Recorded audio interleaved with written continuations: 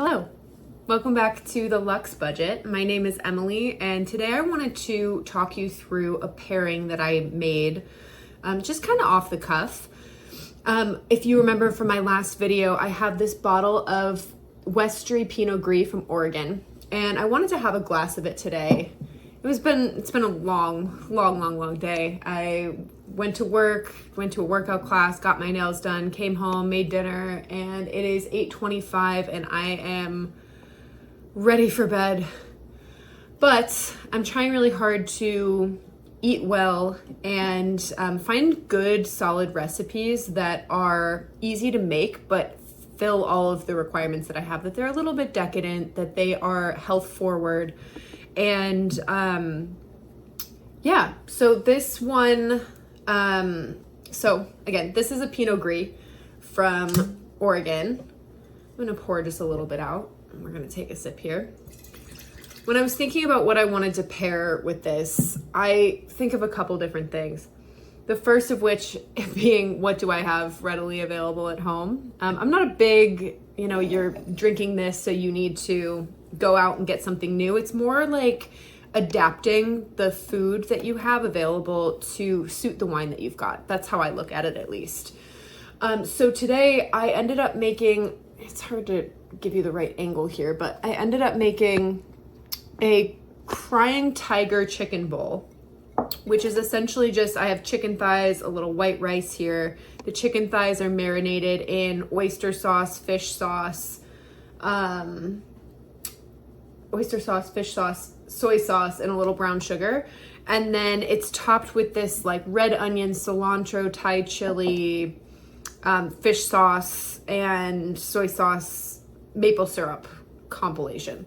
Now, the reason I chose something like this is, if you remember from my last video, I told you this wine is pretty bright. It's relatively dry and it's moderately acidic. There's a little bit of that residual fruit to it. So typically something like this will be really well suited to something with a lot of flavor, a little bit of spice, and also white and chicken. They go well, really well together. So now you kind of know how I paired food with wine. Now, when it goes in the opposite way, it's even less so like there's a right answer. So let's say I started off with this bowl and I was like, what is going to suit this well? Pinot Gris actually probably wouldn't be one of my top choices. I think one of my first choices would be like a dry or an off-dry Riesling.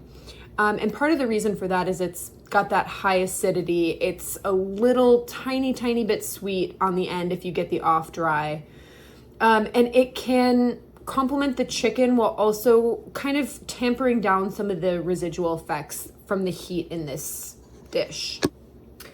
Alternatively, I could have done something like a Gewürztraminer, which is a little bit more aromatic and would stand up really well to the cilantro and the heat in this dish. You could also go for a Chenin Blanc, which would match really well here, or even a rosé, especially if you got like a provincial one from like the south of France, the Provence region.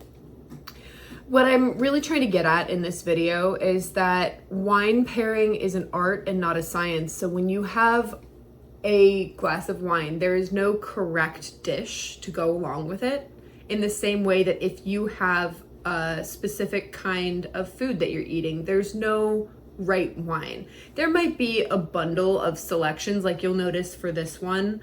All of the selections, with the exception of the rosé, are going to be white grapes.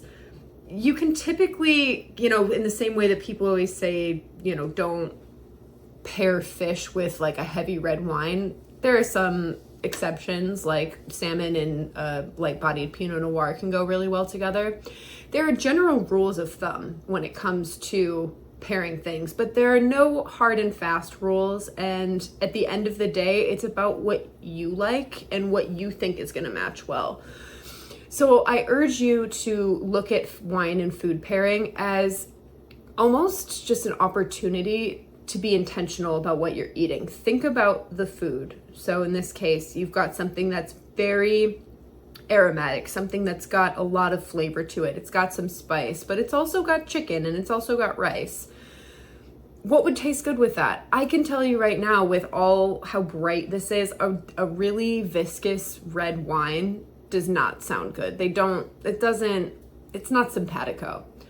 But you could talk about a Pinot Gris, you could talk about a Chenin Blanc, you could talk about a dry or off-dry Riesling, you could talk about a lot of different things that would suit this dish perfectly. And so next time you're looking to do some kind of pairing, don't get nervous, don't get stressed out about it. Just think about what you think would taste good with it. And 9 times out of 10, it's gonna steer you in the right general direction. That being said, I'm gonna go to sleep. I'm very tired. I hope that this video was useful for you. If so, let me know in the comments. If not, also let me know in the comments, I guess. Thank you for joining me. I hope you have a great rest of your week. Cheers.